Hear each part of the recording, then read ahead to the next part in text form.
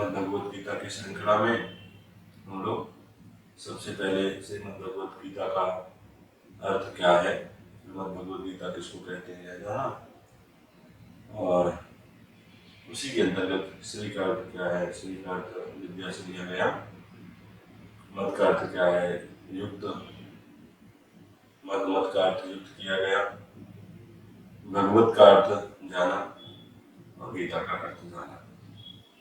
आज हम लोग गीता जी के अंतर्गत जो प्रथम अध्याय है विषाद योग, उस पर चर्चा करेंगे। विषाद योग पर चर्चा करने के पीछे प्रयोजन यह था कि लोगों को विषाद योग के बारे में भी अनेकानेक प्रकार की भ्रांति बनी रहती है। अनेकानेक प्रकार से लोग विषाद को योग क्यों कहा, इस तरह से प्रश्न से युक्त बने रहते हैं कि भाई विषाद का अर्थ तो दुख होता है और दुख योग कैसे। तो इस पर हम लोग विचार करेंगे। हम सभी के जीवन में दुख की व्यापकता है। कोई ऐसा प्राणी नहीं होगा जिसके जीवन में दुख ना हो। किसी संत ने कहा, कोई तन दुखी, कोई मन दुखी, कोई धन मिल रहा है उदास, थोड़े थोड़े सब दुखी। कोई शारीरिक अक्षमता के कारण दुखी है, कोई मानसिक अक्षमता के कारण दुखी है, कोई आर्थिक अक्षमता के कारण दुखी है, और अनेक प्रकार के वस्तुगत दुख हो सकता है, व्यक्तिगत दुख हो सकता है, देशगत दुख हो सकता है, कालगत दुख हो सकता है। तो इस तरह से अनेक प्रकार के दुख है। और शास्त्रों में इन दुखों को श्रेणीबद्ध किया गया, तो 3 श्रेणी में रखा गया। प्रथम श्रेणी है आदि भौतिक दुख, द्वितीय श्रेणी है आदि दैविक दुख, और तृतीय श्रेणी में रखा गया आध्यात्मिक दुख। अधिभौत, अधिदैविक और अध्यात्मिक, ये 3 प्रकार के दुख रखे हैं। इन पर भी हम लोग कभी चर्चा करेंगे। तो पुनः उसी बात पर आते हैं। कोई तन दुखी, कोई मन दुखी, कोई धन बिन रहत उदास, थोड़े थोड़े सब दुखी। तो हम सभी लोग दुखी हैं, और सभी लोग दुखी हैं तो सबके पास दुख है। तो सबके पास दुख होने पर भी सबका दुख योग क्यों नहीं बन पाता है?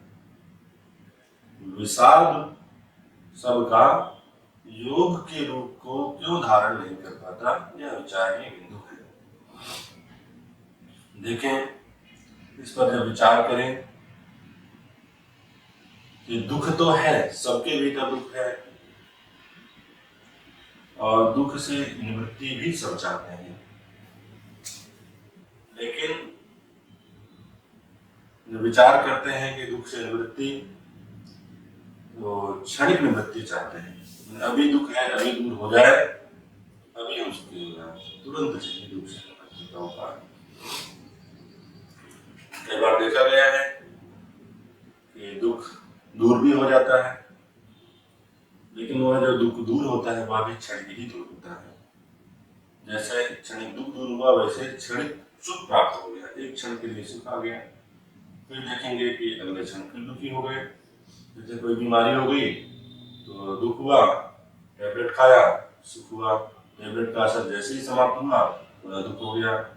इस तरह से अनेकों बार देखा गया है कि क्षणे दुखम क्षणे सुखम दुखम सुखम क्षणे क्षणे, एक क्षण में दुख, एक क्षण में सुख।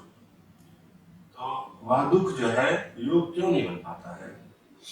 उसके पीछे प्रयोजन यह है कि दुख सबके भीतर है, और सब दुख को दूर करने का उपाय करना चाहते हैं, लेकिन उपाय सांसारिक करना चाहते हैं। ऐसा कहें, दुख है और दुख को दूर करने का उपाय जब तक सांसारिक है, अर्थात संसार से जुड़ा हुआ है, तब तक वह दुख दुख के ही रूप में रहता है।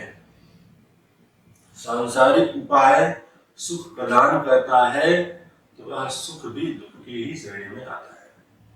भाई एक सांसारिक उपलब्धि के लिए, सांसारिक सुख के लिए आपने परिश्रम किया और अनेकों उपाय किया, उस उपायों के परिणाम स्वरूप सुख की प्राप्ति हुई। अब इस पर विचार करें कि जब हम उपाय करते हैं वो उपाय श्रम साध्य है कि नहीं है, क्योंकि अनेकों प्रयासों से अनेक प्रकार के कष्ट भी उठाने पड़े, बहुतायत मात्रा में कष्टों का भी सामना करना पड़ा। कोई भी वस्तु व्यक्ति स्थान आदि सहज प्राप्त होता नहीं है, तो सांसारिक उपाय कष्ट साध्य भी होता है। ऐसे कष्ट साध्य उपाय से उपहित होकर के हमने एक उपलब्धि प्राप्त कर ली, और उपलब्धि प्राप्त होने के बाद भी उसके संरक्षण में दुख है कि भाई यह मन में चिंता बनी रहेगी, यह जो है जाए नहीं, ये बना रहे, जो हमारी उपलब्धि है वो बनी रहे।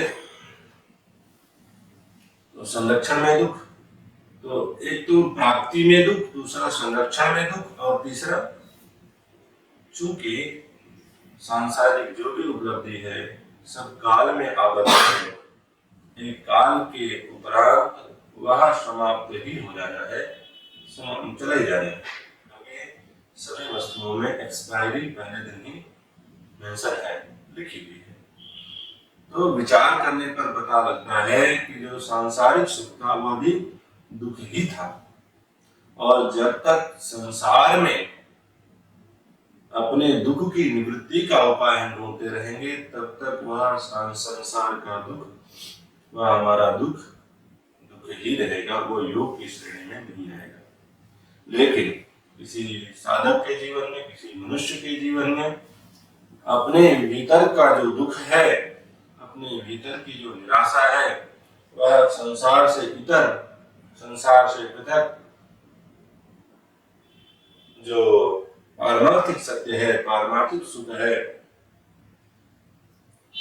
उधर अपना मन चला जाए कि हाँ सुख का जो साधन है वो परमार्थ ही है, परमात्मा ही है। ऐसा जब मन में प्रबल भावना जागृत हो जाती है तो वह जो दुख है वह योग बन जाता है। उपनिषद में इसको इस तरह से भी कहा, परीक्षलोकान कर्मचितान ब्राह्मणो निर्वेदम आयात। अपने कर्मों की परीक्षा करके, अपने सांसारिक जगत का, सांसारिक सुखों का, सांसारिक दुखों की परीक्षा करके, परीक्षलोकान, इस लोक की परीक्षा करके, इस लोक पर विचार करके, और विचार करके यह जान जाए, यह ज्ञात हो जाए, कर्मचितान, यह कर्म से ही उत्पन्न है, परीक्षलोकान कर्मचितान ब्राह्मणो निर्वेदम आयात। जो विचारशील है वह निर्वेद को प्राप्त हो जाता है। निर्वेद का अर्थ वैराग्य को प्राप्त होकर के मोक्ष की तरफ आगे बढ़ जाता है। तो ऐसी परीक्षा कर लिया जिसने कि संसार में, सांसारिक सुख में सुख नहीं है, अभी तो वह दुख रूप ही है, क्योंकि कष्ट साध्य है, कष्ट से प्राप्त होता है, कष्ट से ही पोषित होता है, और कष्ट जब जाता है तो भी कष्ट ही होता है। तो ऐसा दुख कभी भी योग नहीं बनेगा। हाँ, ऐसा विचार करने के बाद जब वह साधक आगे बढ़ेगा पारमार्थिक सत्य की तरफ, परमार्थ की तरफ, तब उसका दुख योग बन जाएगा। जिसको इस तरह से भी भक्ति के शब्दावली में कहें कि जीवन का जो भी दुख है वह उस पर विचार करके और ईश्वर की तरफ उन्मुख हो जाए, ईश्वर की तरफ बढ़ जाए, तो वह जो दुख है वह सुख की श्रेणी में बन जाएगा। जैसे माता कुंती का दुख है। कुंती कहती हैं कि जब जब हमारे जीवन में दुख रहा तब तक परमात्मा हमारे साथ में रहे, और जब हमारे जीवन में सुख आया तो परमात्मा हमारे जीवन से दूर हो गए। इसलिए हम परमात्मा से कामना करते हैं, भगवान से हम यह मांगते हैं कि विपदा सन्तु नः षष्ठत् तत्र तत्र जगद्गुरु भवतो दर्शनम यत्याद पुनर्भव दर्शनम। हे प्रभु, हमको विपत्ति दो, हमको संपत्ति नहीं चाहिए, क्योंकि जब जब विपत्ति रही तब तब आपका स्मरण रहा, आप बने रहे, आप सदा जो है हमारे सम्मुख ही उपस्थित रहे।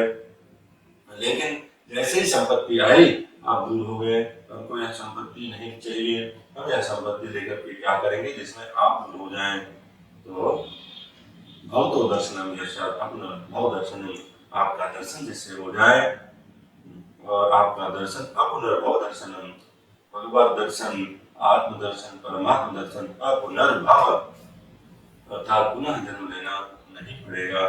अपुनर्भव दर्शनम का अर्थ है सांसारिक दर्शन पुनः करना नहीं पड़ेगा, ऐसे शास्त्र की बात है।